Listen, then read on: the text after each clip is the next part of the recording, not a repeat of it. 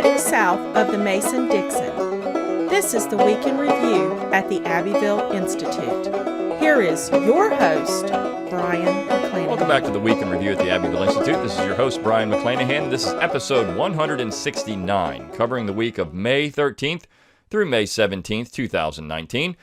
Glad to have you back on the program. Very glad to be here. Don't forget to follow us on Twitter at Abbeville Institute, like our Facebook page at Abbeville Institute, and of course, subscribe to our YouTube page at Abbeville Institute. You can find all those social media buttons at the top of our webpage, abbevilleinstitute.org. While you're there, give us an email address and we'll give you a free ebook. You'll get on our email list and you'll get our daily dose of Dixie Monday through Friday and a weekly email that includes a link to this podcast on Saturday or Sunday. You can also keep up with the Institute by downloading our free mobile application. Just go to wherever your mobile apps are purchased or where you get them free, whether it's Apple or Google, and look for Abbeville Institute. And, of course, you push that and you got it. It's on your phone. So you've got the Abbeville Institute on the go where it gives you a link to this podcast, all of our past podcasts, our lectures, a mobile access to the website. So it's a great way to keep up with the Institute free of charge. You can also support the Abbeville Institute by going to abbevilleinstitute.org. At the top of the page, you'll see a button or a tab that says support. Click on that. It'll drop down a menu. You have donor levels, and you can donate monthly, annually, or a one-time donation. We do exist on your generous contributions alone, and they are tax-deductible to the full extent of the law, so consider a tax-deductible donation to the Abbeville Institute. It'll help keep this podcast going, help keep the website going, our conferences, all the things we do exist on your generous contributions. So please consider doing that.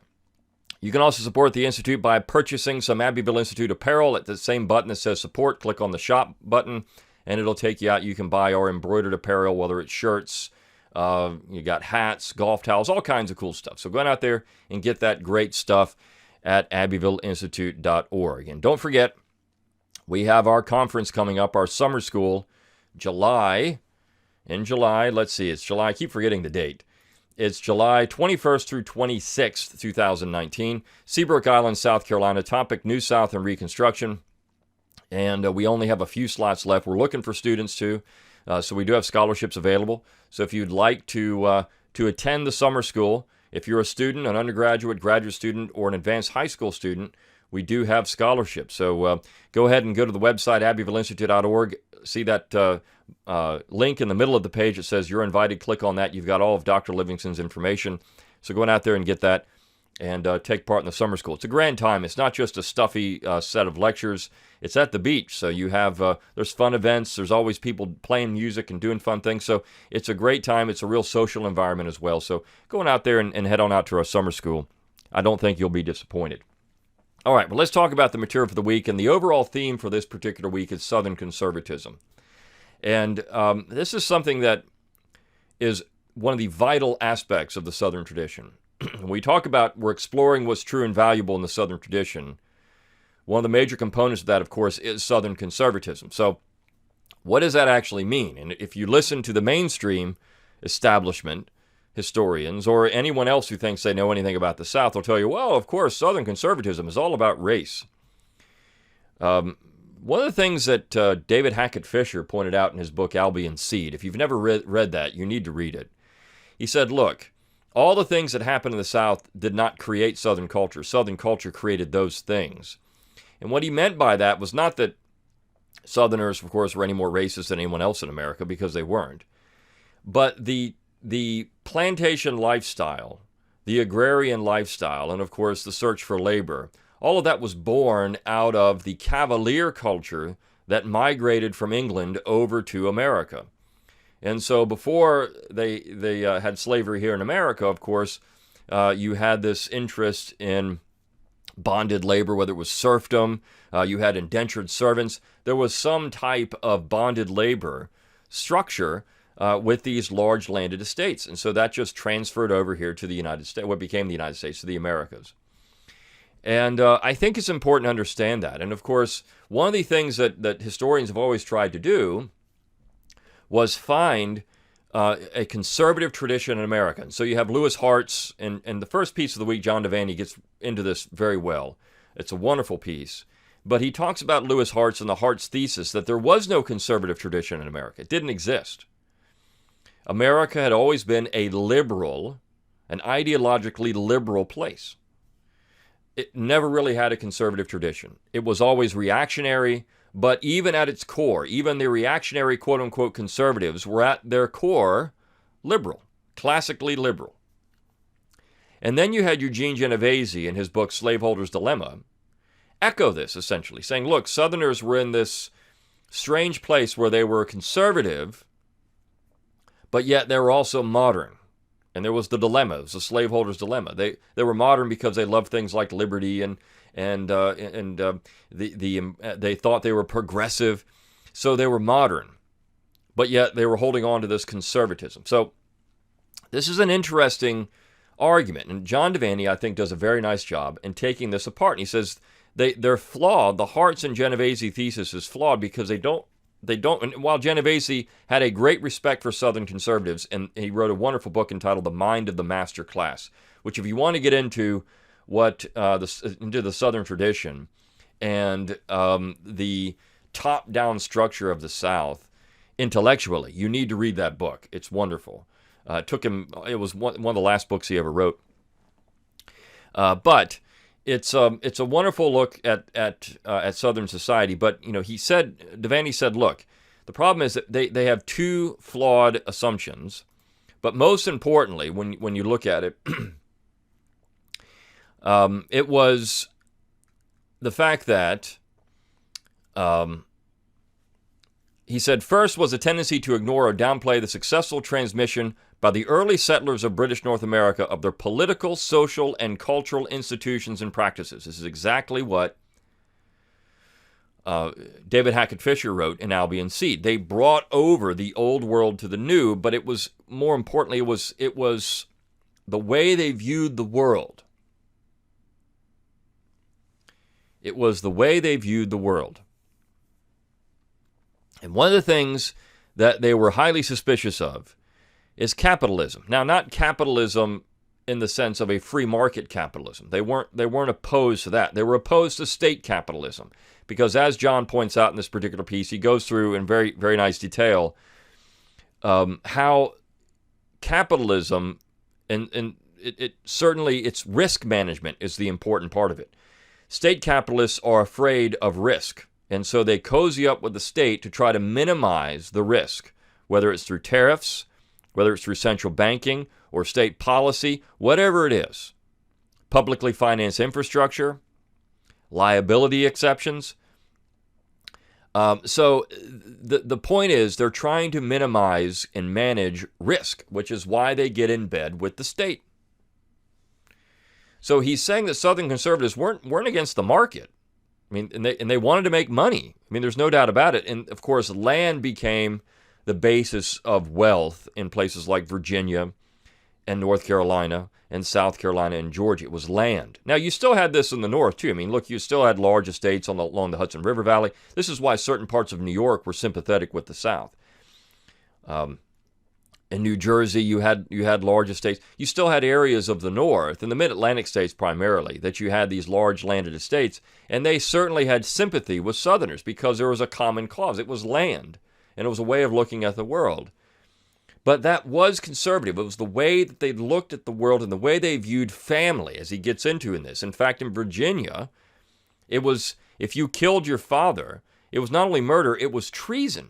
It was considered treason, which is a holdover from the old Roman legal structure. So that's the conservative part of the South. It was family.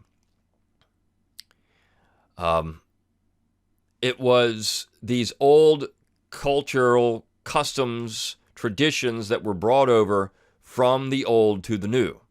And the embodiment of that, he says, is John Randolph of Roanoke. The personification of it was John Randolph of Roanoke. And he says, of course, on the surface, Randolph seemed to embody the Southern conservative paradox, a socially conservative slaveholder who was also a great advocate for economic liberalism and limited government. But he says a closer view reveals the method in Randolph's madness.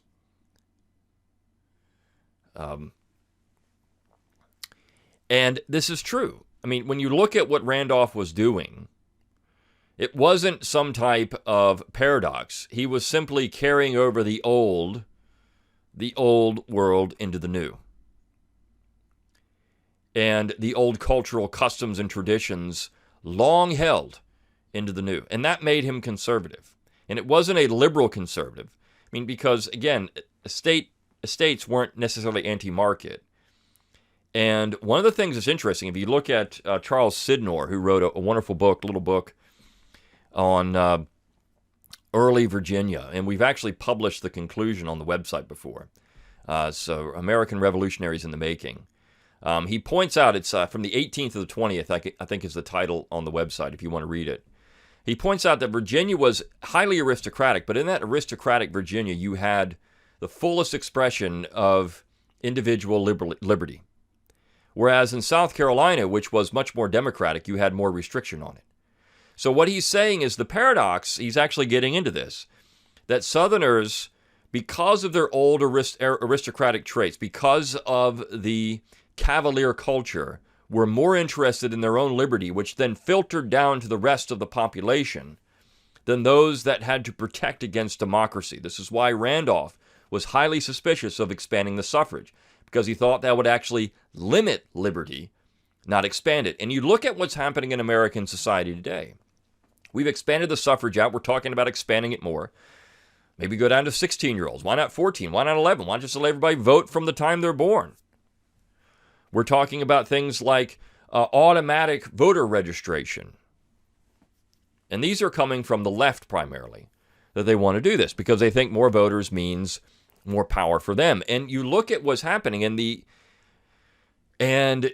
destruction of liberty in America over time. We have far less liberty today to do anything we want than we've had at really any point in American history. Liberty is being restricted everywhere. And a lot of it's being done by a mob mentality. And Randolph would have said, I told you so. As you expand the suffrage, as you add more and more people to the voter registration rolls, you're going to create a climate where you get demagogues, number one. And number two, where the mob and what's viewed for the 50 plus 1% will override the minority. You have less and less liberty because of democracy. This is one of the important points to understand about Southern conservatism. They were highly critical of democracy because they viewed it as a path to less liberty. It wasn't better to be democratic. And the Greeks, of course, knew this. I mean, everyone knew this. It's just that Americans don't know this because they don't ever read anything and they don't really understand political philosophy. They don't understand enough history to get it. They think, well, everybody should just vote because I exist. Viva yo, right? So this is the real problem. This is the heart of Southern conservatism. It's not. It's anti-democratic no matter who you are. I mean, so they wanted landholder restrictions, for example, on people being able to vote. They wanted property restrictions, in other words. They wanted to have only certain individuals who had the highest stake in society. Now, you could say, well, how can you say that? Everybody's got a high stake in society. Well, some have more than others because of the amount of taxes that they have to pay or the amount of burden is placed on them to support the entire structure of the government or of American society or of any society. Some have a greater stake than others. And, of course, as these Southerners, and Fisher called this hegemonic liberty, as these Southerners, as these Virginians more importantly, wanted to ensure their own liberty, then they ensured that everybody else had it too. That, of course, was a freeholder, a citizen. I mean, we can get into where they decide citizens and all the kind of stuff. But citizens had the same level of liberty that they had. Even if they couldn't vote, even if they couldn't participate, they ensured that there was a certain structure that promoted this. And, of course, once you had land, you could get into the club. Right? I mean, it wasn't a static, rigid. I mean, structure. This is where Jefferson talked about his natural aristocracy. They didn't want an artificial aristocracy, but a natural aristocracy. And of course, once you got enough land, you're in that, right? Obviously. So the last paragraph really gets into what he talks about here, which is the Jeffersonian republicanism of the Old South, and that's the conservative part of it. The republicanism, the Roman republicanism, which in some ways is older, than the British model, right? So this is where Mel Bradford, who we talked about last week, had a wonderful essay on that, it was an essay on republicanism, and I can't remember the exact title. I'd have to look it up again, but it's a teaching for Republicans or something along those lines, where it's getting into this idea of the continuity between the old Roman Republic and Southern conservatism. So we have to understand that's the continuity between the old and America. And it's not just, as Liberal Heart suggests, a classically liberal place. I mean, there is these old traits that came over from the old world. Now, along those lines, we have Walt Garlington's piece on Wednesday, the Procrustean Constitution, where he talks about how this U.S. Constitution, the original Constitution, had this federal structure, and he points out that, why must Bangor, Maine live exactly like Pawnee, Oklahoma, or Phoenix, Arizona, or Eau Claire, Wisconsin? And he says, because we no longer have cohesive communities in the states with their own common history and identity. What he's talking about here, again, is culture. He's talking about culture. And he's talking about how culture was the basis of these political communities that we know as states. And we've lost that. So we've lost our own laws and customs in the states because we've really lost our culture. And that's what Southerners were trying to maintain. They didn't want a nationalism because they didn't want to be ruled by New England.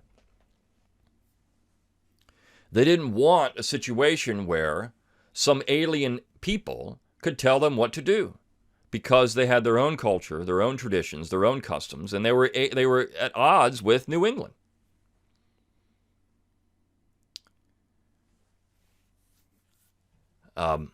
He says the written Constitution itself has proved to be too perfect a vehicle for the propagation of positive law. So the written Constitution has actually caused a problem. But only if you had a national system. See, the enemy in all of this is nationalism. It always has been. Nationalism, and John was actually talking about this, with Hamilton. Hamiltonian nationalism is the enemy of the original Constitution. It's also the enemy of conservatism. Now, I know that conservatives say, how can you say that? Hamilton's a conservative. He was suspicious of all these things that we're suspicious of too. This is true. But by saying we're going to have nationalism, you're creating a situation where you're going to destroy that. Garlington continues, one other thing it seems necessary to suggest here at the end, which is at least as old as Thomas Jefferson. Let each cultural region making up the current union become its own confederation. There's no reason for them to go on antagonizing each other by staying under one roof, trying to force their folkways upon the others through the power structures of Washington City. There are sufficient ethnic, religious, and other kinds of differentiation between them to justify this. Viking, East Anglican, New England, Mormon, Mountain States, Scandinavian, German, Great Plains, Spanish Southwest, and so on. And poor Hawaii, can we finally give her back to the descendants of Queen Liliuokalani with our deepest apologies for Washington's hostile takeover in the 1890s? So he's saying there's cultural, this is the agrarians. Why don't we have regional governments? Why don't we just understand that we have differences, and then we don't try to force our differences on each other? And that would be the gentlemanly thing to do, right? Why don't we just understand we have those things? But that's not what nationalism will do.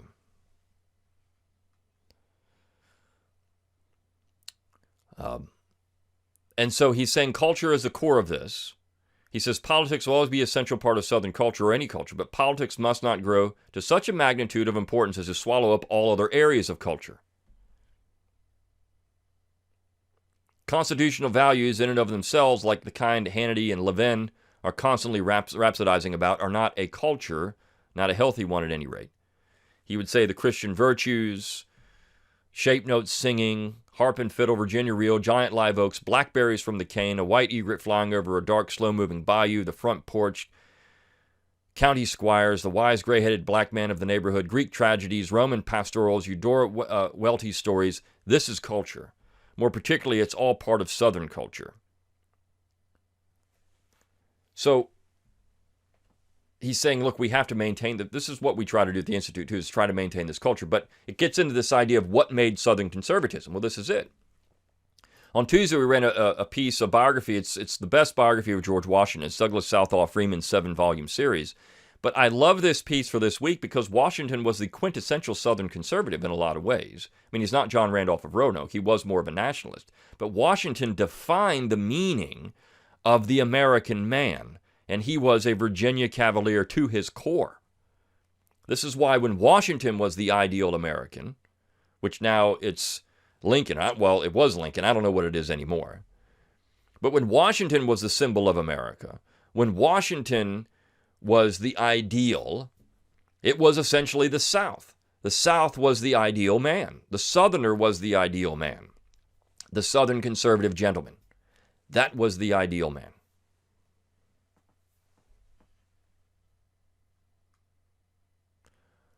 So this is the important thing to understand about Southern conservatives. I mean, George Washington was a conservative.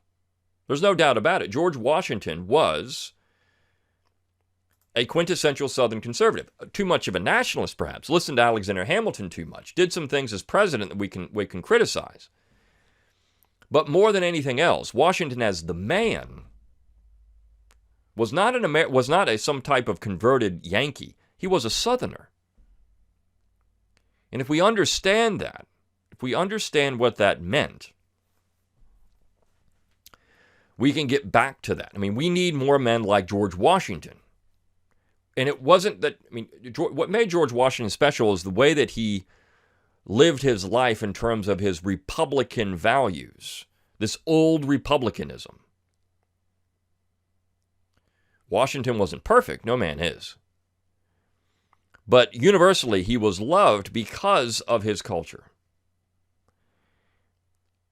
And this is why Washington was put on the Confederate seal. It's also why in New England they loved George Washington. I mean, see, the thing is, they loved George Washington because they had a different ideal of George Washington. And during his own lifetime, New Englanders were suspicious at times of George Washington because he was a Southerner. This is well known.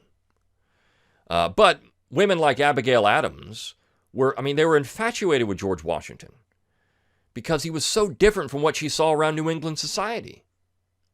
There was a time when Northern women loved to be married to and around Southern men because they weren't Yankees.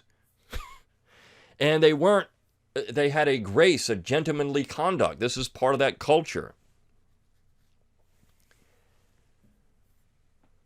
Certainly they were independent, they were rugged individualists, they were all these things. And George Washington was a great athlete, and he was a hunter. He did all these things that we would consider to be, Southern, but he had that gentlemanly code, and that's one thing that's really missing in the South. And we've gotten to a point now where that gentlemanly code has gone away. And it's a way you deal with people. Manners show people respect. And the way that Southerners dealt with people was different than the way Northerners did. And it's hard now in modern society because no one really has any manners anymore, so it's hard to maintain those manners.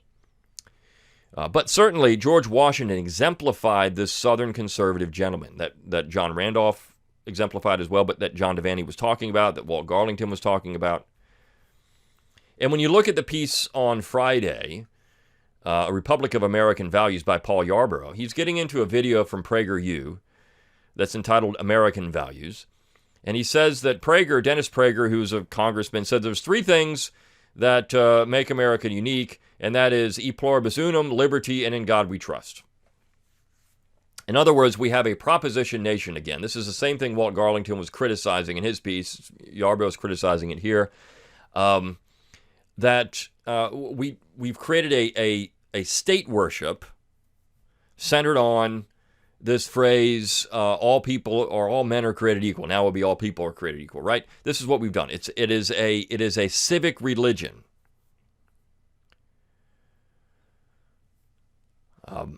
And so this is problematic. And he's saying, this idea that we're all just one great big mass of people. That's not true. Everyone knows that. There are regional cultures. This is what Garlington, if you try to force those regional cultures on other people, you create conflict. It's problematic. But when you get into this idea that all men are created equal, and this is the proposition nation, and this is what we have, you not only erase real America, and what I mean by that is, look, when Jefferson wrote that, he understood that all freeholders were equal under the law. It's not just about equality under the law. It is forcing equality of condition. That's not what we're talking. That's not what that phrase means.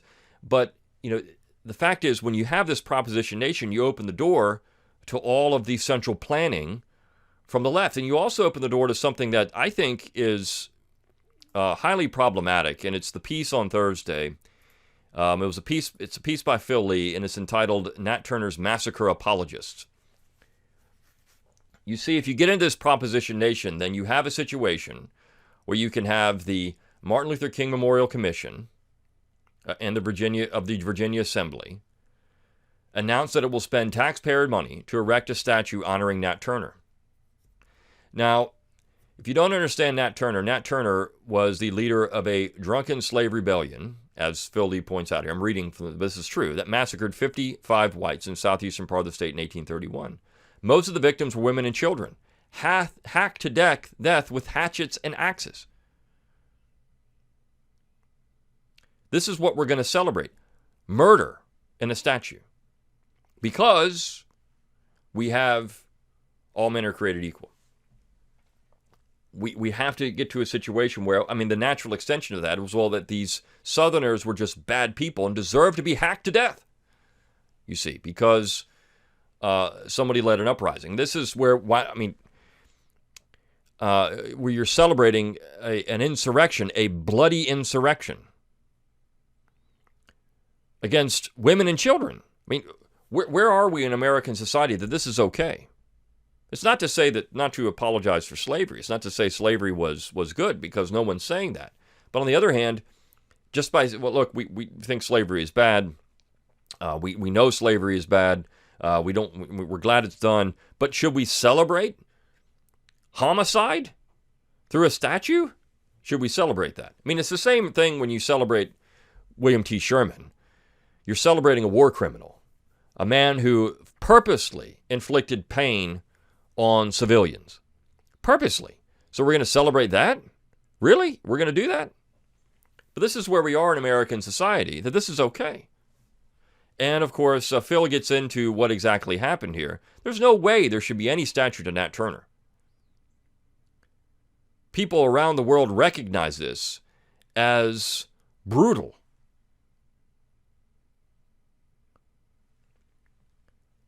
As an affront to law and order. It wasn't Christian.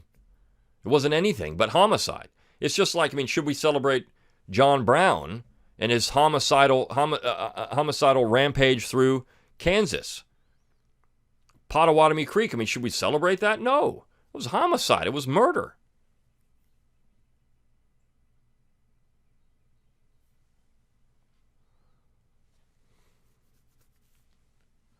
So this is he points out, next they assaulted Nathaniel Francis's home, despite his reputation as a kindly white. Further evidence that several free blacks that chose to live on his property. Turner's gang killed every white in the household, including 2 boys. At the John Barrow farm, however, the patriarch fought back well enough to enable the females to escape. But by noon, Turner had assembled about 20 black men, but several were put under guard as reluctant participants. Next, he sent a detachment to the massacre of the Parker family. When the men failed to return, he took the rest of the gang to the Parker home, where he found the detached group celebrating in the brandy cellar. Afterward, Turner raided a few more farms, only to find them deserted.